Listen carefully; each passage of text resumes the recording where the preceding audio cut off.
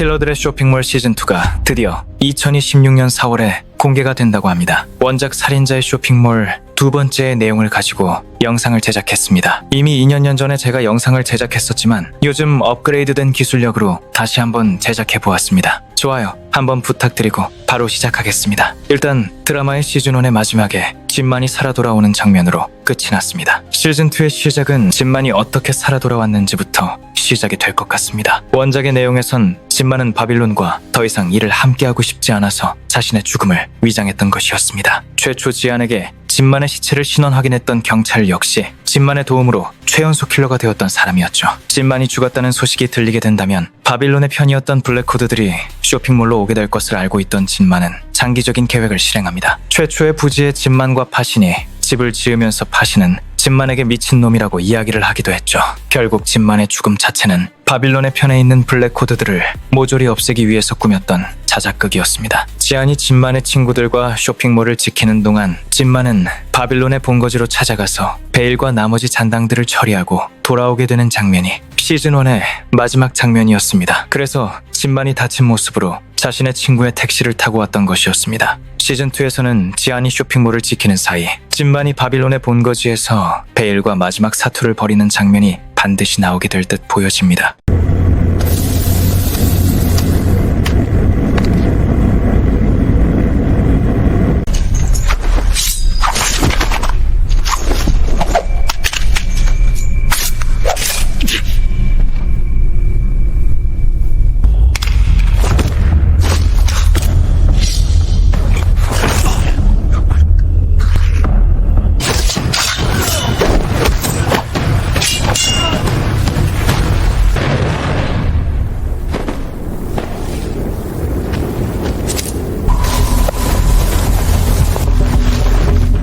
정진만, 이 귀여운 자식.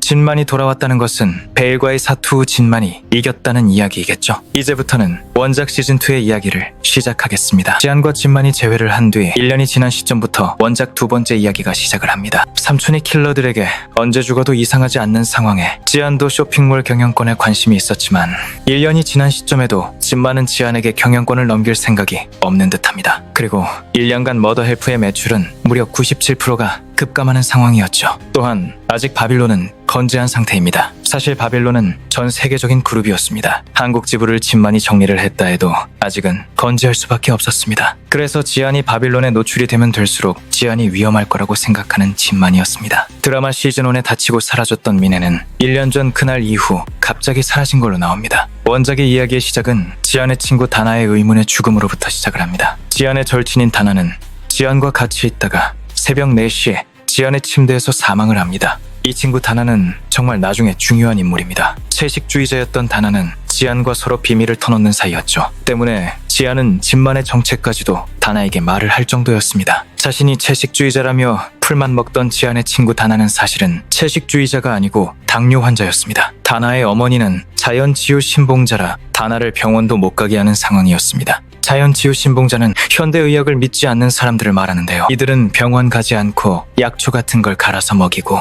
약 같은 건 절대 먹지 않으며 자연적으로 치유된다는 믿음을 가진 사람들입니다. 어쨌든 학교에서 다나는 이 사실을 숨기고 자신은 다이어트를 한다고 말을 하며 다녔습니다. 어머니 덕분에 예방접종도 한 번도 한 적이 없는 다나는 다나가 죽던 그날 새벽 더 이상 채식주의를 하기 싫다면서 마지막으로 지안과 떡볶이와 치즈케이크를 마음껏 먹고 저혈당 쇼크로 사망했던 것이죠. 다나의 장례식에는 자연치유 신봉자인 다나의 어머니가 등장을 했습니다. 그런데 자연치유 신봉자라던 그녀는 충격적이게도 링거를 팔에 꽂고 있었습니다. 백발의 다나의 어머니는 지안에게 살인자라고 말하며 분노하기도 했습니다. 조금 이상하긴 했지만 그렇게 넘어가고 시간이 흘렀습니다. 그날 이후 지안과 진마는 평화로운 나날을 보내며 어둠의 무기 브로커를 하고 있었죠. 원작 속 바빌론은 이제 글로벌 범죄 조직으로 성장 중이었습니다. 마약과 장기 매매 등이 주요 수익원이었던 바빌론은 여전히 무기와 고급 인력 파견에서 아시아에서 오직 정진만이라는 독보적인 강점이 있는 머더 헬프를 이길 수 없었죠. 하지만 돈으로 지속적으로 머더 헬프의 킬러들을 매수하는 바람에 정진만 쇼핑몰은 경영난을 겪던 중이었습니다. 바빌론은 한국을 거점으로 아시아 진출을 본격화 중이었는데 한국인 범죄 전용 앱 이름하여 수스 앱을 개발해서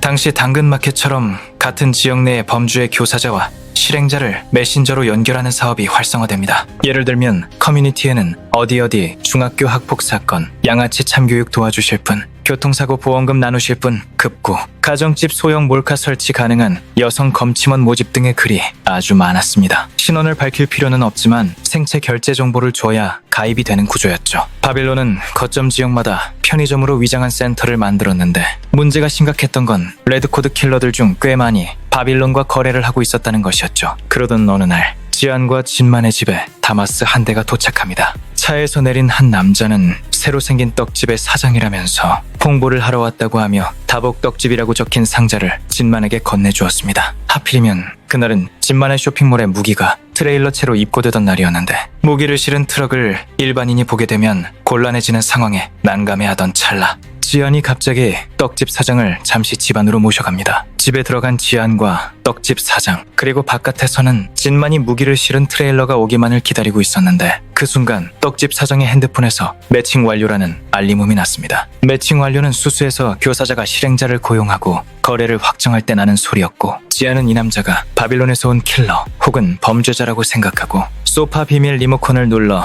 수면가스를 작동시켜 떡집 사장을 잠재우고 본인도 방독면을 깜빡해서 떡집 사장과 같이 잠들게 됩니다. 얼마 후 지안은 눈을 뜨게 됩니다. 이미 떡집 사장은 비밀 창고에 갇혀 있었죠. 그리고 지안의 눈앞에서 떡집 남자의 신원을 노트북으로 보여주는 진만과 브라더. 사실 현관문의 지문만 대면 조회가 되는 진만의 집의 시스템이라 이건 아무것도 아닌 일이었죠. 그 남자의 이름은 김미남으로 전직 기무사 출신이었고 매칭 완료라는 메시지는 청실홍실이라는 데이트 앱 알림이었다는 것을 알게 됩니다. 그래서 무고한 시민을 공격한 지안에게 난감해하던 진만과 브라더가 지안의 앞에 있었던 것이었습니다. 비밀 공간에 갇힌 떡집 사장 미남은 기무사 출신인 자신을 잘못 건드렸다고 말하며 오후 4시가 되면 자신은 반드시 살아나간다고 소리를 질러댔습니다. 이를 CCTV로 보고 있던 브라더는 거짓말 같지 않으니 떡집 사장을 만나보자고 진만에게 말하는데 그 순간 반가운 목소리가 들립니다. 저 사람 말 믿는 거 아니지? 목소리의 주인공은 미네였습니다. 그녀가 1년 만에 돌아와서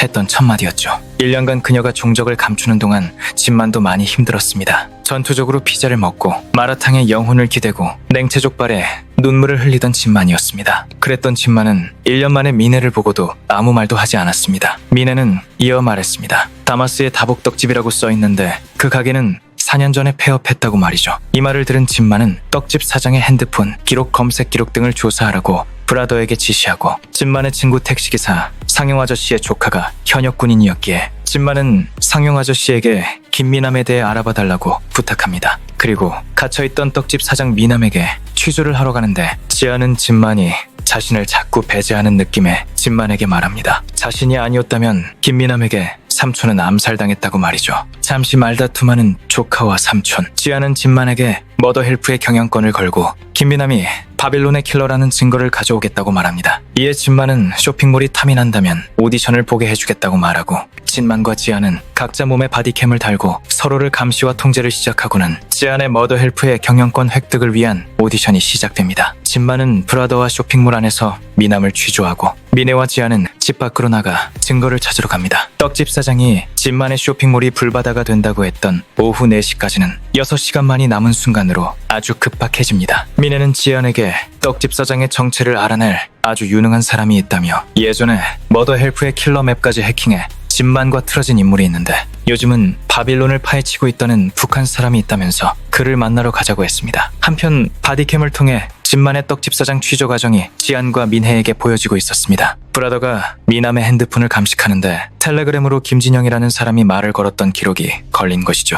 조사를 해보니 김진영의 진짜 이름은 알렉스였고 그는 바빌론 아시아 지부장이었습니다. 거점 편의점 포스를 해킹해 이름을 브라더가 찾아냈던 상황인데 알렉스의 본명이 김진영이었기에 진만은 떡집 사장이 바빌론의 아시아 지부장 하수인이라고 의심하고 있었습니다. 이를 보고 듣고 있던 민혜와 지아는 어느 캠핑카에 도착을 해서 민혜가 말했던 북한 출신의 정보원인 김정본이라는 사람을 만나 김미남 정보를 확인합니다. 정보원의 정보에 따르면 김미남은 전직 군인이 맞고 지금은 떡집 사장이라는 것이죠. 그리고 지아는 정보원에게 바빌론의 아시아 지부장인 알렉스에 대해 물어봅니다. 알고 보니 정보원의 부모님은 알렉스 때문에 북에서 공개 처형당했고 김정보는 알렉스의 이름만 들어도 화가 난 듯 보였습니다. 그리고는 김정보는 자신이 러시아 마피아에게 어렵게 입수한 것이라고 말하면서 알렉스 사진을 보여주는데 지안에게 매우 익숙한 장소였죠. 항상 공사 중이었던 3층 건물. 그곳은 지안이 자주 가던 편의점이었습니다. 게다가 편의점 알바는 지안의 친구였던 다나의 사촌이었죠.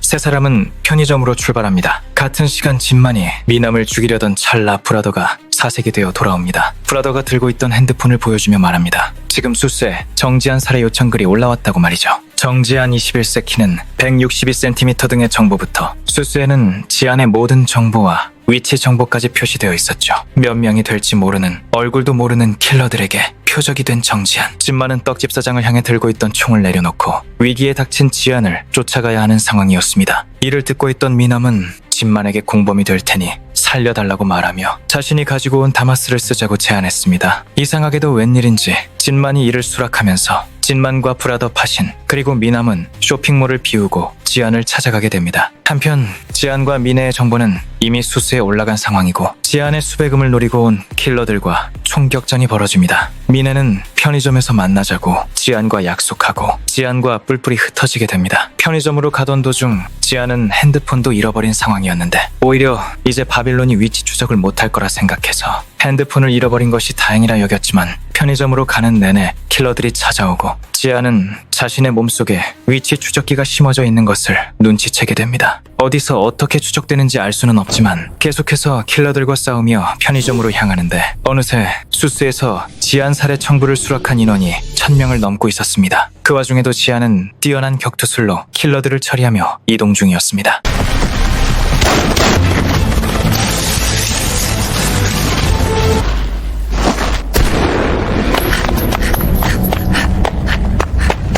그 사이 진만은 브라더에게 수스에 가입해 지안의 살해 청부에 합류하게 시키며 상황을 파악합니다. 아직 지안을 직접 마주치진 못했지만 바디캠으로 서로 동태를 알고 있던 삼촌과 조카 정진만은 지안에게 놀라운 사실을 말합니다. 잘 들어 정지안. 지금 너는 바빌론 소굴로 납치당하는 중이야. 절대 편의점에 들어가면 안 돼. 놈들의 계획대로 흘러가고 있어. 이 말을 들은 지안도 듣고 보니 그럴 만한 상황이죠. 지안이 자주 다니던 편의점이 바빌론 지부장의 은거지인 것도 놀랍지만 그걸 알게 된 것도 우연히 얻어걸린 한 장의 사진이었고 마치 이 모든 게 미리 짜인 극본 같은 것이었죠. 민혜와 정보원은 목적지인 편의점에서 지안을 만나고 민혜는 지안에게 고백합니다. 사실 민혜는 1년 전에 진만 씨에게 고백했다가 거절당했으며 자신의 생에서 가장 고통스러운 시간이었다며 자신이 1년간 사라졌던 이유를 지안에게 털어놨습니다. 드디어 편의점에 들어간 지안과 민혜.